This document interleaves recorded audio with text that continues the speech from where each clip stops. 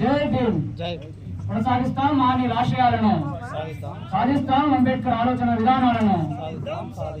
సోదరులారా, ఇవాళ పాముకుంట గ్రామంలో జై భీమ్ యువజన సంఘం ఆధ్వర్యంలో ఏర్పాటు చేసినటువంటి మన ప్రపంచ మేధావి, భారత రాజ్యాంగ నిర్మాత, ఈ దేశంలో సమాజ నిర్మాణం జరగాలని చెప్పి తన జీవితం అంతా కూడా అర్పించినటువంటి మహనీయుడు మన భారత రాజ్యాంగ నిర్మాత డాక్టర్ బాబాసాహెబ్ అంబేద్కర్ గారి జన్మదినాన్ని పురస్కరించుకుని వల్ల మన పారుపల్లి మన పాముకుంట గ్రామంలో ఇంత గొప్పగా ఏర్పాటు చేసినటువంటి జయంతి వేడుకల్లో పాల్గొన్నటువంటి మన ఈనాటి మన అతిథి, మన ప్రముఖ న్యాయవాది మన అన్న విజయరాజన్న గారికి, అదేవిధంగా మన మరొక అతిథి అంబేద్కరిస్టు మరి నాగార్జున గారికి, అదేవిధంగా సోదరుడు మరి సర్పంచ్ గారు మన బాలారెడ్డి గారికి, అదేవిధంగా ప్రముఖ అంబేద్కరిస్టు మూర్తిపల్లి నవీన్ గారికి, అదేవిధంగా ఈ సభకు అధ్యక్షత ఇస్తున్నటువంటి మీ యువజన సంఘం అధ్యక్షుడు పట్నం గణేష్ గారికి, అదేవిధంగా ఈ కార్యక్రమంలో ఈ వేదికలో పాల్గొన్నటువంటి పాముకుంట గ్రామస్తులందరికీ, అంబేద్కరిస్టులందరికీ కూడా పేరు పేరున ప్రత్యేకమైనటువంటి ధన్యవాదాలు తెలియజేస్తా ఉన్నాం. మరి బాబాసాహెబ్ అంబేద్కర్ ఎక్కడో మహారాష్ట్రలో ఒక కుగ్రామంలో జన్మించినటువంటి మహనీయునికి ఇవాళ ప్రపంచమంతా కూడా నీరాజనం కలుగుతా ఉన్నది. ఇవాళ ప్రపంచమంతా ప్రతి గ్రామాన, పల్లెన, ప్రతి దళిత వాడలో, ప్రతి కూడలిలో ఇవాళ అంబేద్కర్ జన్మదిన వేడుకలు జరుగుతూ ఉన్నాయి. అంబేద్కర్ ఇవాళ జీవించి ఉన్నాడా? లేడు. ఆయన ఎప్పుడో మరణించాడు. మరణించినప్పటికీ మన ప్రజల హృదయాల్లో జీవించే ఉన్నాడు.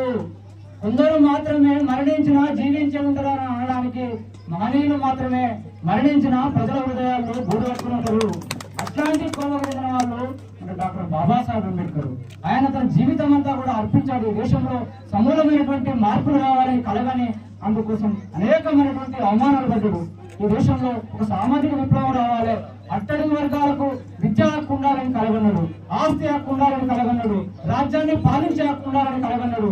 అందుకోసం గొప్ప గొప్ప చదువులు, ప్రపంచంలో ప్రఖ్యాత విద్యా సంస్థల్లో, ప్రపంచంలోనే ప్రఖ్యాతమైనటువంటి గొప్ప గొప్ప యూనివర్సిటీలలో గొప్ప గొప్ప చదువులు చదివినటువంటి మన మహానుభావుడు డాక్టర్ బాబాసాహెబ్ అంబేద్కర్ అనేకమైనటువంటి అద్భుతమైన చదువులు చదివి ఈ దేశంలో నా పీడిత వర్గాలకు విముక్తి ఎట్లా సాధ్యమవుతుంది, నా వర్గాలు ఎట్లా అంటరానంతరం నుండి విముక్తి రావాలి, నా వర్గాలు కూడా గొప్ప గొప్ప చదువులు చదవాలి, నేను మాత్రమే కాదు, నా కులం మాత్రమే కాదు, ఈ దేశం బాగుపడాలి, ఈ దేశంలో సమూలమైనటువంటి మార్పులు రావాలని చెప్పి కలగని, అందుకోసం మనకు ఒక గొప్ప సమానత్వమైనటువంటి సూత్రాన్ని అందించినటువంటి మహానుభావుడు డాక్టర్ బాబాసాహెబ్ అంబేద్కర్. అందుకోసం మరి దేశంలో మరి పరిపాలన ఎట్లా ఉండాలి, ఏ విధమైన పరిపాలన ఉండాలని చెప్పి మనకు గొప్ప రాజ్యాంగాన్ని అందించి ఆ రాజ్యాంగంలో అనేకమైనటువంటి అంశాలను పొందుపరిచి మరి ఎట్లా రాజ్యం సాగించాలి, ఎట్లా ఈ వర్గాలకు గతంలో బ్రాహ్మణ ఆధిపత్య సమాజంలో కొందరికి మాత్రమే ఓటు హక్కు ఉండేది, అది భూస్వామ్య వర్గాలకు, చదువుకున్న వాళ్లకు, పెట్టుబడిదారులకు మాత్రమే ఓటేసేటువంటి అవకాశం ఉండే అట్లాంటి విధానానికి నిరోధకనిస్తూ ప్రతి పేదవాడు కూడా 18 సంవత్సరాల ప్రతి పేదవాడికి కూడా ఓటు హక్కు ఉండాలని చెప్పి ఓటు హక్కు ప్రసాదించినటువంటి మహానుభావుడు డాక్టర్ బాబాసాహెబ్ అంబేద్కర్. ఆయన పోరాట ఫలితంగా ఇవాళ మనం సర్పంచ్లు అవుతా ఉన్నాం, ఇవాళ మనం వార్డు మెంబర్లు అవుతా ఉన్నాం, ఇవాళ ఎమ్మెల్యేలు అవుతారు. పేదవాడు, ఒక అంటరాని వాడు ఇవాళ రాష్ట్రపతి కాగలుగుతున్నాడు, ఎమ్మెల్యేలు కాగలుగుతున్నారు, మంత్రులు కాగలుగుతున్నారు. ఇవాళ స్వేచ్ఛగా ఇవాళ మనం మాట్లాడుకుంటున్నాం అంటే ఆ మానవుని పోరాట ఫలితం, ఆ మానవుని కృషి ఫలితం అనే విషయాన్ని మనం గమనించాలి. సోదరుల ఇవాళ అంబేద్కర్ జయంతి అనగానే ఇవాళ నాయకులు వచ్చారు, 2 గంటలు మాట్లాడారు, భోజనాలు ఏర్పాటు చేశారు, చప్పట్లు కొట్టుకుని పోయామని కాదు. ఇది కార్యక్రమం నిర్వహించడానికి కొంత వ్యయ ప్రయాసాలు ఉంటాయి, ఖర్చులు ఉంటాయి. అన్నింటినీ కూడా భరించి ఈ మానవుని యొక్క గొప్పతనాన్ని నా గ్రామస్తులకు తెలియజేయాలని చెప్పి ఇక్కడ యువత అంతా కూడా ముందుకొచ్చి ఆ మానవుని యొక్క ఆలోచన విధానాన్ని నా వర్గాలకు తెలియజేయాలని చెప్పి ఒక సంకల్పంతో ఈ కార్యక్రమాన్ని నిర్వహించడం జరుగుతూ ఉంది. ఇవాళ పెన్షన్స్ వస్తున్నాయంటే ఎవరో కాదు, ఎవరి భిక్షణ కాదు, ఆ మానవుని పోరాట ఫలితం. ఇవాళ మహిళలకు హక్కులు వచ్చినాయంటే, మహిళలు ఆత్మగౌరవంతో బతుకుగలుగుతున్నారంటే, మహిళలు ఇవాళ రాజ్యం సాగించగలుగుతున్నారంటే ఆ మానవుని పోరాట ఫలితం అనే విషయాన్ని మనం అర్థం చేసుకోవాల్సిన అవసరం ఉన్నది. ఇవాళ కార్మిక వర్గాల కోసం ఆ రోజుల్లో మరి వెట్టి చాకిరి, బానిస బతుకులు, రోజుకు 18 గంటలు పని చేసుకున్నటువంటి సంస్కృతికి మరి తిరోధకాలు ఇచ్చి 8 గంటలే పని చేయాలి, మరి వెట్టి చాకిరి విముక్తి రావాలని చెప్పి అనేకమైనటువంటి కార్మిక వర్గ ప్రయోజనాల కోసం పాటుపడ్డటువంటి మహానుభావుడు మరి డాక్టర్ బాబాసాహెబ్ అంబేద్కర్. ఇట్లా చెప్పుకుంటూ పోతే అనేక విషయాలు ఈ దేశంలో మరి సైమన్ కమిషన్ వచ్చింది భారతదేశానికి. భారతదేశంలో ఎట్లా ఉండాలి, ఎట్లాంటి విద్యా విధానం ఉండాలని చెప్పి వచ్చినప్పుడు అనేక మంది సైమన్ కమిషన్ ను వ్యతిరేకించారు. కానీ అంబేద్కర్ సైమన్ కమిషన్ స్వాగతించి ఈ దేశంలో వెనుకబడిన వర్గాలకు, దళితులకు అందరికీ విద్యాపరమైనటువంటి రాయితీలు కావాలి, ఈ విధమైనటువంటి విద్యా వసతులు ఏర్పాటు చేయాలని చెప్పి అనేకమైనటువంటి సూచనలు చేసి ఒక గొప్ప ఆలోచన విధానానికి నాంది పలికినటువంటి మహానుభావుడు డాక్టర్ బాబాసాహెబ్ అంబేద్కర్. ఇట్లా అనేక విషయాలు బాబాసాహెబ్ అంబేద్కర్ పుణ్యాయ వల్ల అనేక మందిని వాళ్ళ ఆత్మగౌరవంతో బతకగలుగుతున్నాం.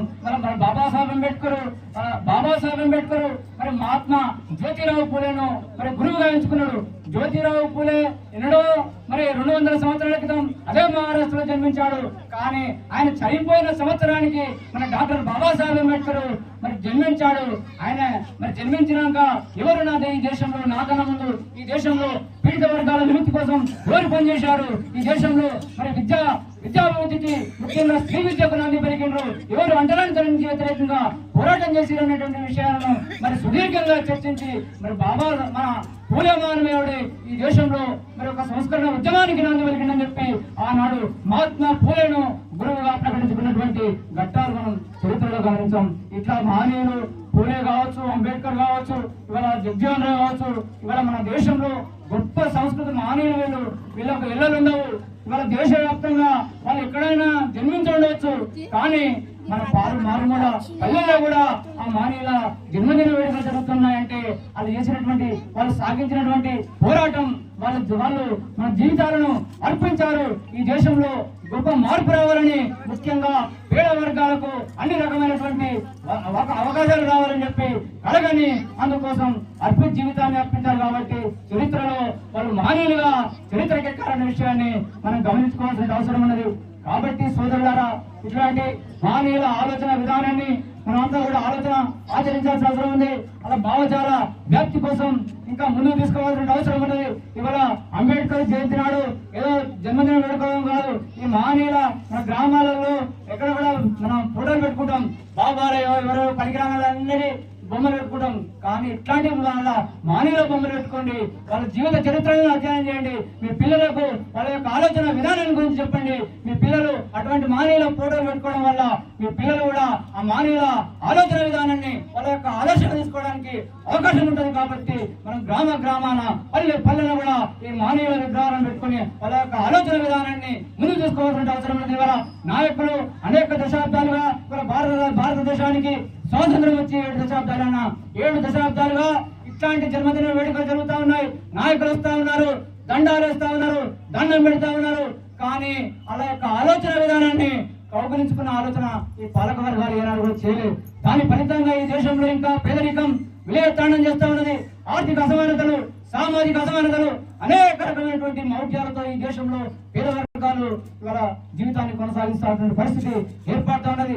అంబేద్కర్ కు 150 సంవత్సరాల క్రితమే మరి చెరువు కూడా నీళ్లు తాగలేని పరిస్థితి, అటువంటి ధైర్యమైన పరిస్థితి ఇవాళ ఆనాడు అంబేద్కర్ ను గుళ్ళలో రానియకుండా, బళ్ళలను రానియకుండా అనేక రకాల అవరోధాలను సృష్టించినటువంటి సందర్భం.